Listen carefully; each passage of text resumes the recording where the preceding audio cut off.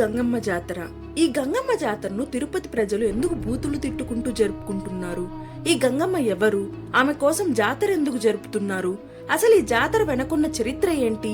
ఇవన్నీ తెలుసుకునే ముందు మన ఛానల్ ని సబ్స్క్రైబ్ చేసుకుని బెల్ ఐకాన్ ని ఆన్ లో పెట్టుకోండి. తిరుపతిలో జరిగే అతిపెద్ద పండగల్లో గంగమ్మ జాతర ఒకటి. ఎందుకంటే గంగమ్మ ఈ తిరుపతికి గ్రామ దేవత.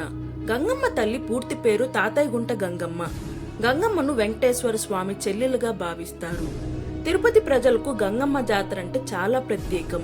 అసలు ఈ గంగమ్మ జాతర చరిత్ర ఏంటంటే, ఒకప్పుడు తిరుపతిని పాలేగాడు అనే నాయకుడు పరిపాలించేవాడు. అతను తన కామం కోసం మహిళలను వేధించేవాడు. తనకు నచ్చిన ఏ స్త్రీనైనా తీసుకొని వెళ్లి అత్యాచారం చేసేవాడు. దాంతో విసిగెత్తిపోయిన ఊరి వాళ్ళు అమ్మవారిని పాలేగాడు నుండి కాపాడమని కోరుకుంటారు. అలా గంగమ్మ తల్లి అవిలాల అనే ఊరిలో జన్మించింది. ఒకరోజు పాలేగాడు అటుగా వెళ్తున్నప్పుడు అందంగా ఇంటి బయట ఆడుకుంటున్న గంగమ్మను చూసి ఎత్తుకెళ్లడానికి ప్రయత్నిస్తాడు. కొంత దూరం వెళ్లిన తర్వాత గంగమ్మ తల్లి తన భయంకరమైన రూపాన్ని బయటపెట్టి పాలేగాడిని తను వదిలేసి పారిపోయేలా చేస్తుంది. గంగమ్మ తల్లి నిజస్వరూపం చూసిన పాలేగాడు భయపడి పారిపోయి ఒక మారుమూల అడవిలో దాక్కొని ఉంటాడు. ఇదంతా తెలుసుకున్న గ్రామ ప్రజలు పాలేగాడిని చంపకుండా వదిలేసినందుకు అమ్మవారిని తిడుతూ శాపనార్థాలు పెడుతూ అతన్ని చంపమని చెప్తారు.